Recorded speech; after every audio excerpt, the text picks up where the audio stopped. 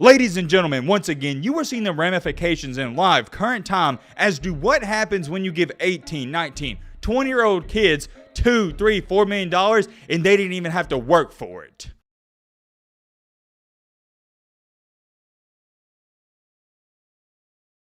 Trust me, to say that I'm overwhelmed with all these 4- and 5-star recruits entering the portal for A&M, that would be an understatement. I'm not even joking when I say this. I've lost count multiple times. I'm just going to label it as over 10 plus 4- and 5-star recruits. They're leaving A&M. I'm done counting because when I was counting for this video, I was at like number 13 or 14, another 5-star recruit entered the portal, so I'm done. I'm done counting. And the saddest part about this for A&M, this is your reality. This is a perfect, prime, and ideal example of how you can be a victim to your own success. Remember that #1 all-time recruiting class in 2021? Yeah, a lot of those guys, they're heading out. As to when I'm currently speaking and making this video, within the past couple of hours, 2 more 5-star recruits enter the portal, one of those being Haynes King and the other being a cornerback who played a lot in Denver Harris. Oh, wait a minute. My bad.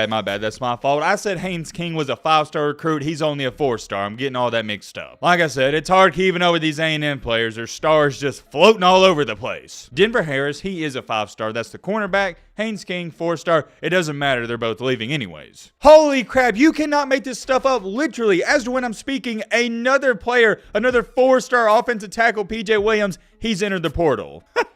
I don't even know what to say at this point. You can't make it up. This is another reason as to why I said I quit counting, because every 30 to 45 minutes, there's a new 4-star/5-star in the portal. We're going to talk all about that. There's also a running back for A&M. He's in the portal. And also, we got to talk about championship weekend. We're going to talk all about the A&M situation. And I'm also going to give you my thoughts on the USC game and Utah game that is more than likely going on when this video is being posted. I'm going to explain to you why I didn't do a preview for the championship weekend, which is arguably one of the biggest weekends in college football. I'll leave you with this. We need to talk about it. All right, Matt, blah, blah, blah. Shut the crap up. Now, without further ado, let's get into it. First things first, let me talk about this USC and Utah game. No, this will not be a preview because, as most of you know, we do our previews on Thursday, which we did not do. I'm going to keep it short and simple. The reason I didn't do a preview for any of these games is because none of them matter outside of the USC game. This isn't my opinion. This is a fact. This is going to be one of the worst championship weekends of all time. Even if the games are good, it still doesn't matter. There's nothing on the line. There's only one game that matters. And for that reason, that's why we're not doing a preview. There's nothing exciting to talk about. That's what sucks about it. And hold on. Let me ask you a question. Do you really want to hear me talk about and preview Michigan and Purdue? I mean, come on now. You see what I'm saying? There's nothing to talk about. Everyone in their right mind's picking Michigan to win that game. Same thing with Clemson and North Carolina. Nothing to talk about. What's Clemson and North Carolina fighting over? Who's going to play in the Orange Bowl? Come on now. TCU and Kansas State. We know how this goes. TCU, they could lose any game, but they also could win any game. And last but not least, LSU and Georgia.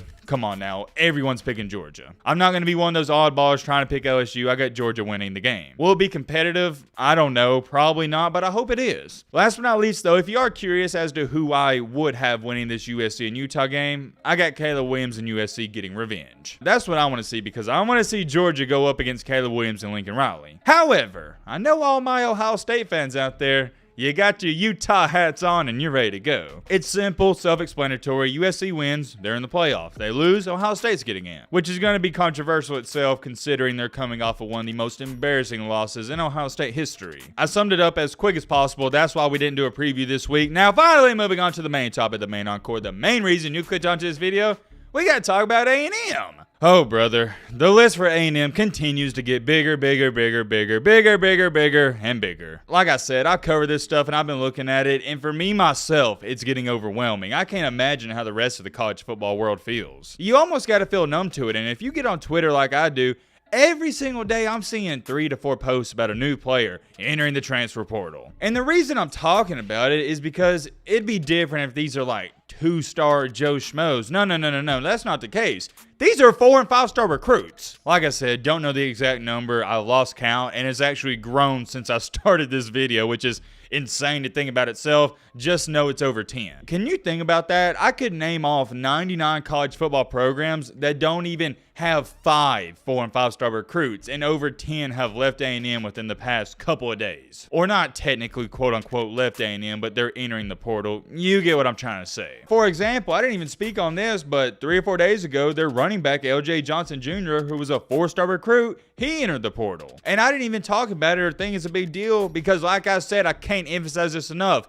These 4-star recruits and 5 stars, they're leaving every single day. But then today, only a couple hours ago, it was officially announced that Haynes Burger King, he's also entering the portal. I would say that's the name that everyone's the most familiar with. For those of you that don't know, he was a 4-star quarterback recruit and he was supposed to be their savior. And I told everybody from the jump he wasn't that good. And I guess nobody wanted to believe me. Do I think he's a terrible quarterback? No, he's going to have a lustful and outstanding career somewhere like a Chattanooga State Water Aquarium Community College. However, he's not cut out to play in the SEC. Simple as that. There's nothing wrong with that because most people aren't.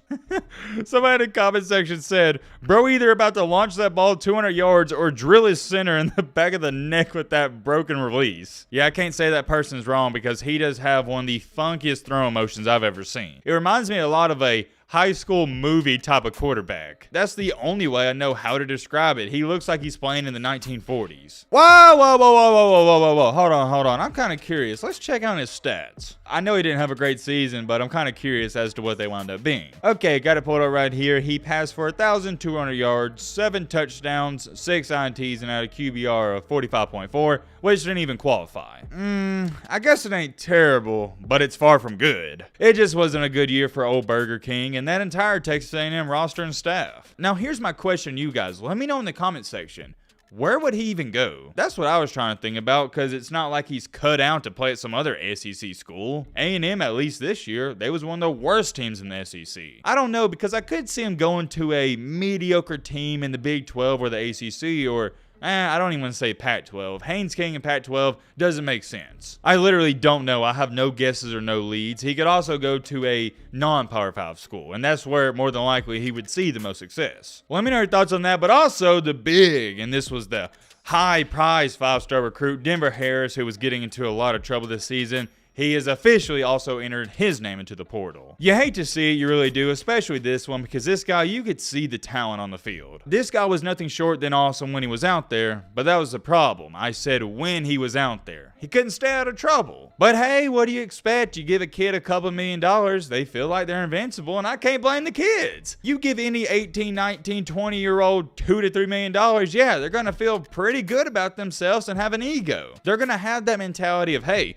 I can get away with smoking this or doing that because I'm the big time prize recruit. Speaking of having a big ego and a lot of pride, also this 4-star recruit that just entered the portal like 10 minutes ago, PJ Williams, he was also getting in trouble. And a lot of people would go out to say this, and I agree with it. He didn't even have a choice. A&M wasn't going to let him back on the team, or they weren't going to let him play, which more than likely I would agree with 100%. But it all goes back to this. You're seeing the trend of this. These 4- and 5-star recruits that came in that 2021 class, they got all that money, and what do you know? It led to problems. I know it's cliche and corny, and trust me, I get how corny this is about to say, but more money, more problems. Can you really expect to see good results when you're giving these guys who have never seen that kind of money in their life, and I mean that respectfully, because nobody has seen this type of money in their life, you give it to them at a young age of 18 or 19, how do you think they're going to act? That's what it comes down to. Can you really blame these kids? I don't think so. Well, let me go back on that statement. Yeah, a large portion of the blame is on them, but it's definitely to the boosters as well. But here's what I'm getting to.